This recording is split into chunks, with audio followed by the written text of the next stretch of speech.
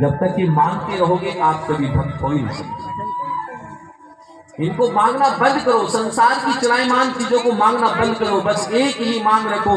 जैसे संत रूपा ने मांगा, जैसे अनेक संतों ने मांगा, जैसे मीरा ने मांगा, भक्त प्रहलाद ने मांगा, वो मांगो। और क्या मांगा? मांगते हैं तुमको तुमसे, हे प्रभु आप मेरे और मैं आपका। ये प्रार्थना जितनी प्रबल करोगे कि प्रभु आप मेरे हैं और मैं आपका हूं, सारी चीजें आपके अगल बगल में घूमना शुरू कर देंगी। ये तो खिलौने हैं संसार का, जिन्हें आप देख रहे हैं ना, जैसे बच्चा रोता है ना, उसको एक खिलौना पकड़ा देते हैं। ये घर मकान कोठियां गाड़ियां ये तो खिलौने हैं, इनको मांग लें आप भगवान से। और भक्त बनना भी चाहते हो, प्रभु के बनना भी चाहते हो, लेकिन मांग क्या रहे हो? ये चीज दुर्योधन की तरह क्या मांग रहे हो? मुझे अक्षरों की सेना देना।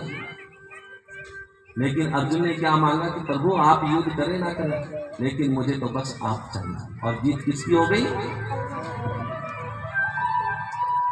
शिव महाप्राण का जो समय है वो लगभग पूरा हो चुका है, और इस सफर में आप सबने बड़ी तन्मयता से, बड़ी प्रबलता से हमारा साथ दिया है। हमें विश्वास भी नहीं था कि आप इतना सुंदर गुलदस्ता बनाएंगे, आपके गुलदस्ते से इतनी सुंदर महक आएगी। यकीन मानिए ये सब नहीं था, लेकिन भोलेनाथ के श्री चरणों में जब प्रार्थना करी,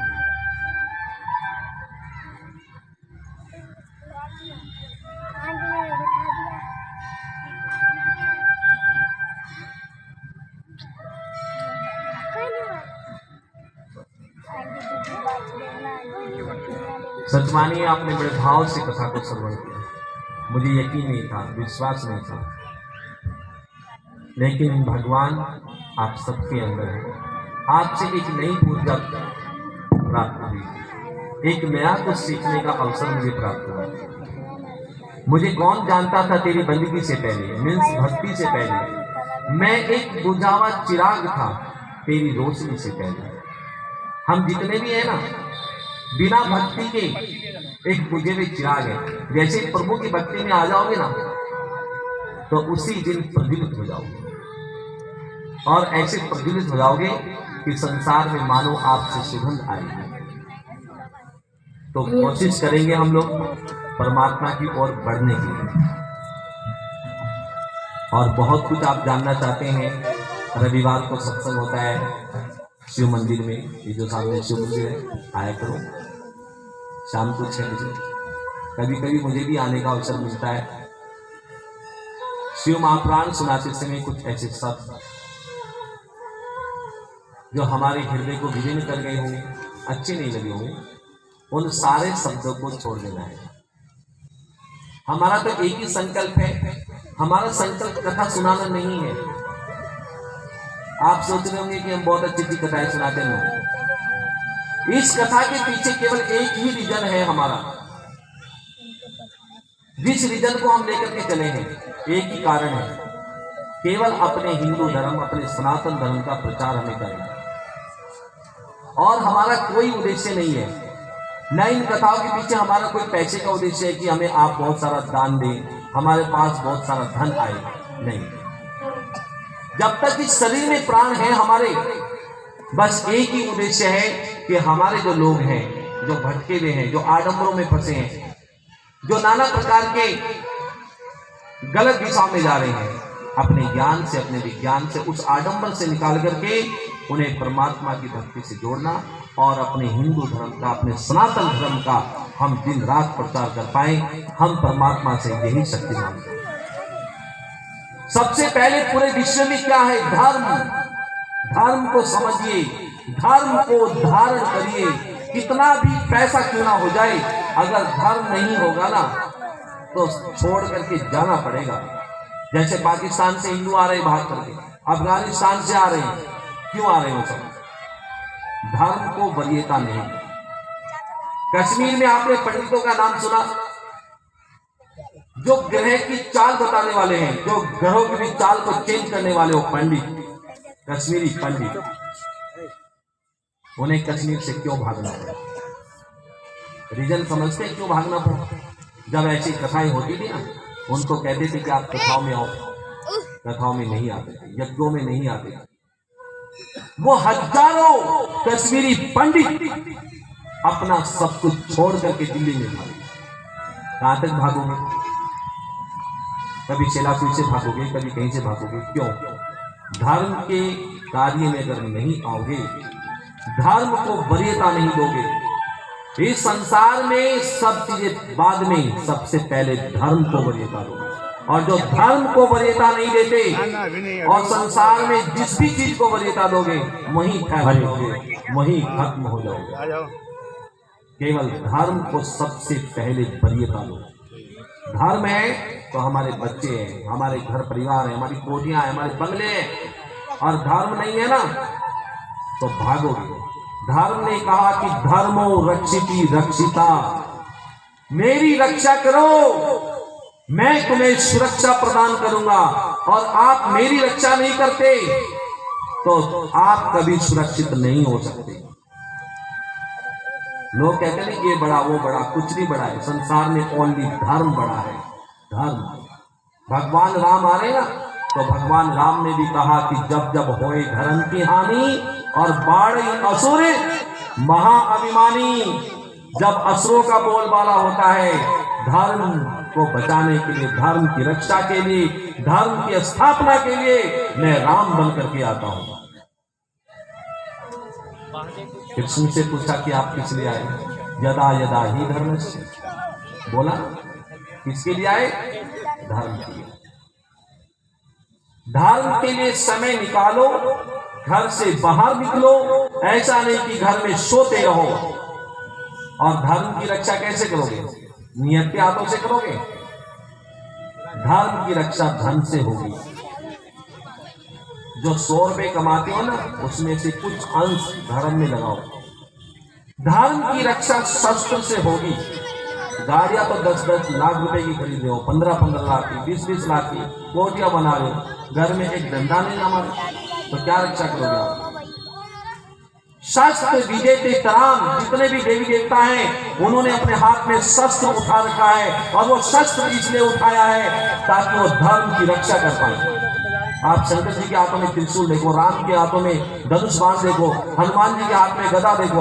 उन्होंने शस्त्र क्यों उठा रखा है? कि धर्म की रक्षा के लिए शस्त्र उठाओगे तो पुण्य होगा। अगर धर्म के लिए शस्त्र उठाओगे। मैया मार का नाम सुना आपने? विराटू का नाम सुना? विराटू जो बोधि, जो कभी शस्त्र उठा नहीं थे। गीता जब उन्होंने पढ़ी और गीता में कहा भगवान ने कि धर्म के लिए शस्त्र उठाओगे ना तो वो पुण्य हो जाएगा। तो वही विराटू है जिसने सारे देश को एक कर दिया और राक्षसों को अपने देश से बाहर कर दिया। आपको विराटू बनना पड़ेगा, और नहीं बनोगे तो खत्म हो जाओगे। शस्त्र धर्म की रक्षा करता है। अपने घर में गाड़ियां लाने से पहले बढ़िया बढ़िया शस्त्र लाओ। ऐसे शस्त्र उन्हें हाथ में लहराओ, उनसे शक्ति मिलेगी, ओज मिलेगा, ऐश्वर्य मिलेगा उनसे। अब शस्त्र तो है। अब सोच रहे कि छोटा परिवार, एक बच्चा, क्या करोगे एक बच्चे का? उसे डॉक्टर बनाओगे, इंजीनियर बनाओगे, साइंटिस्ट बनाओगे, क्या बनाओगे उसको? वो धर्म के कार्य में कब आएगा? कहां आएगा? छोटा परिवार जिसके एक बच्चा है ना, सोच रहे छोटा परिवार, एक बच्चा, क्या करोगे एक बच्चे का? कुछ समय के बाद आप देखोगे सारे परिवार का अंत देखोगे आप एक बच्चे के कारण। जिसका एक बच्चा है ना, पूरे परिवार का अंत स्वयं ही देख लोगे। कोई रिश्ते नहीं होने के, ना चाचा ना ताऊ, आगे कुछ भी नहीं, सारे रिश्ते खत्म हो जाएंगे। क्या करोगे? कल्पना कर रहे हो कि इतना धन हो जाए कि शेलापुर में भी कोठी, देहरादून में भी कोठी, इतने प्लॉट, इतना वैभव, सब कुछ हो जाए। क्या करोगे? किसके लिए करोगे? अपनी जनसंख्या पर ध्यान दो और अपने आप को प्रबल करो, मजबूत करो, स्ट्रॉन्ग करो अपने आप को। आप सोच रहे होंगे कोई धनुष लेकर के आएगा, कोई बाण लेकर के आएगा, कोई त्रिशूल लेकर के आएगा। वो जो शिव जिसे आप देख रहे हो ना, वो शिव आप हो। जैसे वो शक्ति हमारे अंदर से निकलती है ना, तो इस शरीर को क्या कहते हैं? सौ कहते हैं। सौ बोलते हैं ना, सौ। उससे पहले शरीर, ये शरीर क्या है? शिव है, शिव। वो शिव कोई और नहीं है, वो शिव तो आप स्वयं है। जिस देवी को आप मंदिरों में देख रहे हो ना, वो देवी तो आप स्वयं बैठी है। आप अपने आप को नहीं पहचान रहे तो इसमें उन देवी देवताओं की क्या गलती है? वो शक्ति तो आप स्वयं है। तो कहने के लिए बहुत कुछ था, लेकिन समय आगे बढ़ने के लिए इजाजत नहीं दे रहा है। इतना ही कहूंगा, लास्ट में कहूंगा कि धर्म के लिए रोज कार्य करो, रोज सोचो, रोज विचार करो। ओनली एक ही संकल्प करो अपने मन में कि मेरा जन्म केवल वैदिक सनातन के लिए मिला है, मेरा जन्म केवल हिंदू धर्म के लिए मिला है। यही संकल्प हो हमारा, और इसी संकल्प के साथ में हम गर्व से कह पाए कि हम हिंदू हैं। हम क्या हैं?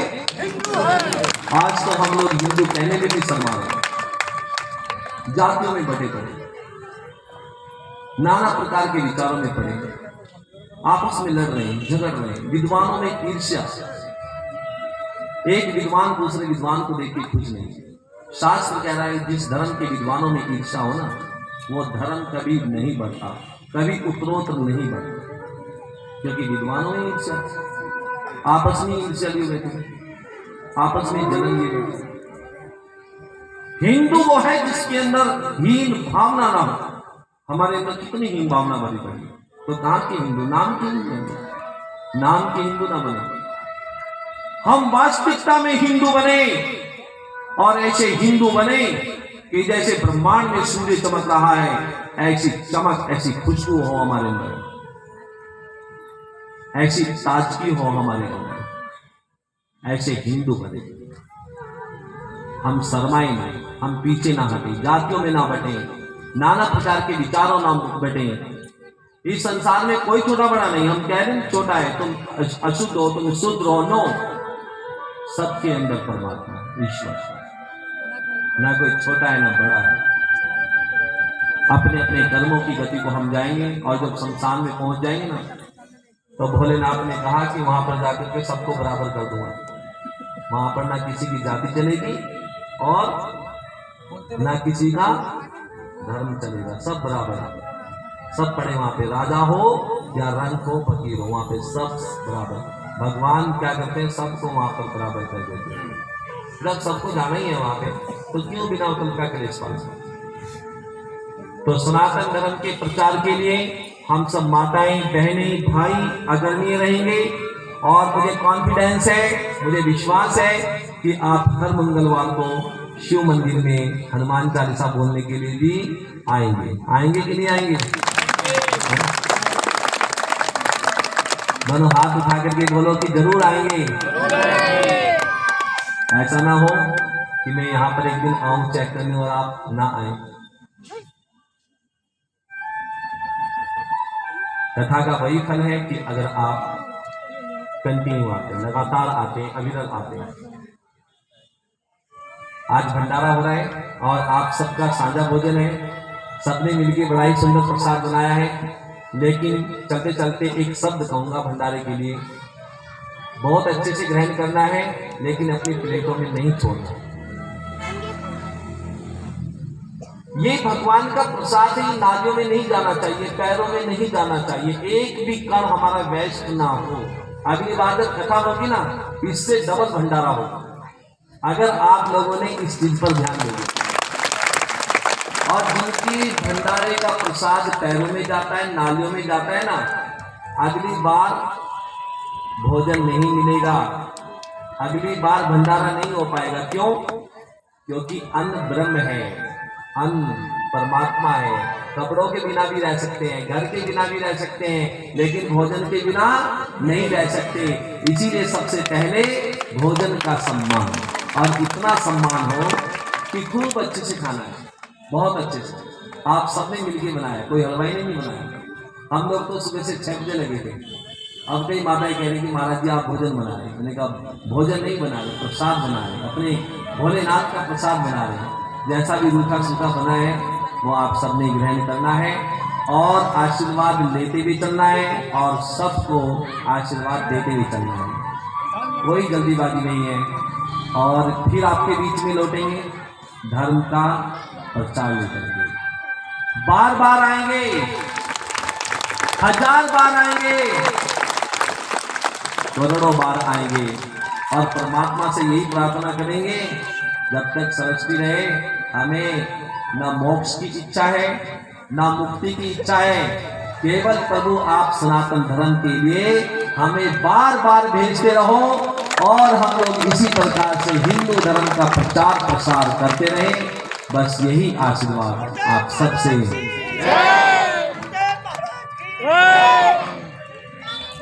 इन्हीं विचारों के साथ में आप सबसे आशीर्वाद लेने का समय आ गया है और हमारे बीच में मंदिर समिति के सदस्य सुरभि चौहान जी, विधायक प्रतिनिधि नोटियाल जी यहाँ पर विराजमान हैं और भी सम्मानीय सदस्यगण यहाँ पर विराजमान हैं। हम लोग आग्रह करेंगे कि महाराज जी के पास आएं और उनसे आशीर्वाद ग्रहण करें। बोले गुरुदेव महाराज जी की।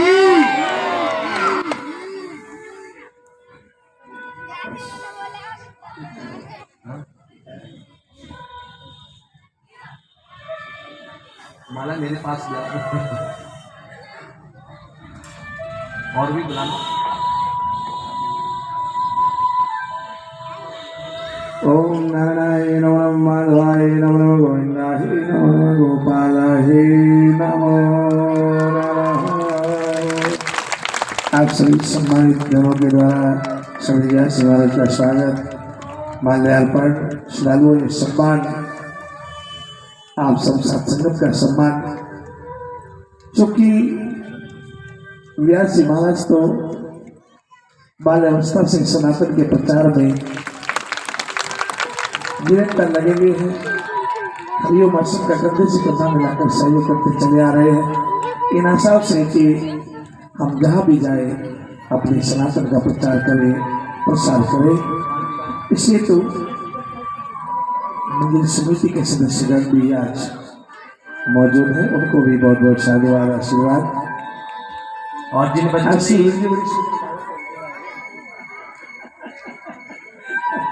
बच्चों ने इस कार्यक्रम को सफल बनाने के लिए दिन रात मेहनत की है, अगले रविवार को उनका सम्मान मंदिर में रखा जाएगा। जितनी भी माताएं बहनें इस कार्यक्रम को सफल बनाने में उन्होंने अपना तन मन धन से सहयोग किया है, वही सत्संग का टाइम 6 बजे रहेगा, जिसमें हम लोग उपस्थित होकर के उनका सम्मान समारोह यहाँ पर होगा।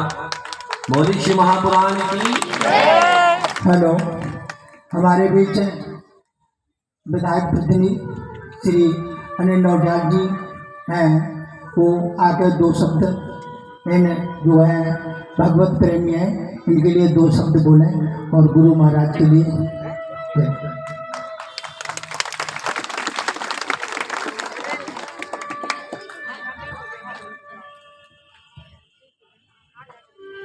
अब सर्वप्रथम व्यासपीठ जी को नमस्कार करते हुए और जितने भी भक्तगण यहाँ पर उपस्थित हुए हैं, लगातार आप लोग कई दिनों से कथा का श्रवण कर रहे हैं। मैं आप सभी को नगर पंचायत सैलाकुई में हरिओम आश्रम कड़वा पानी द्वारा जो ये सुंदर आयोजन शिव महापुराण का किया गया, आप सभी को बधाई, हार्दिक अभिनंदन और दिल की गहराइयों से आपका धन्यवाद करता हूँ। मैं ज़्यादा तो नहीं कहूँगा, क्योंकि गुरुजनों के सामने कुछ कहना वैसा ही होगा जैसे सूर्य को दीपक दिखाना, क्योंकि गुरुजी ने इतने सुंदर शब्दों से लगातार इस कथा का जो श्रवण किया है, आप लोग सभी लोगों ने उसको सुना होगा। मेरा आपसे इतना ही अनुरोध है कि आप लोगों ने जो सुना उसमें आप आत्मसात करेंगे। आप जो भी यहाँ से लेके जाएंगे, निश्चित ही एक प्रसाद के रूप में जो आचार्य जी ने आपको कथा के माध्यम से समझाने की कोशिश की है, आप सब लोग उन सभी शब्दों का आत्मसम्मान करेंगे, अपने आचरण में लाने का प्रयास करेंगे, क्योंकि 100% तो हम सब लोग कर नहीं पाते, लेकिन कुछ ना कुछ आप सब लोग लेके जाएंगे। तभी इस कथा का मैं समझूंगा कि आप लोगों ने यहाँ पे आने का जो आपने समय दिया वो सार्थक हो पाएगा। दूसरा, जो अभी गुरुजी ने कहा, अपना सनातन धर्म एक ही है। पूरे संसार में केवल एक ही धर्म है, वो है सनातन धर्म। बाकी सब रिलीजन है। रिलीजन का मतलब समझते हो आप लोग? पंथ। बाकी सब पंथ हैं। माननीय गुरुजी ने अभी बहुत सूक्ष्म शब्दों में, बहुत साधारण शब्दों में, जो आपके समझ में आ सके, इन्हीं शब्दों में कहा कि जो हिंदुइज्म है वही सबसे महान और सबसे, तो मैं कहूँगा कि आप सब लोग सनातन धर्म के अनुयायी हैं और इस धर्म को ऊंचाई पर ले जाने का भी हमारे कंधों में जो कार्यभार है, हम सब लोग अपनी अपनी पूर्ण इच्छा शक्ति के साथ इसका यहाँ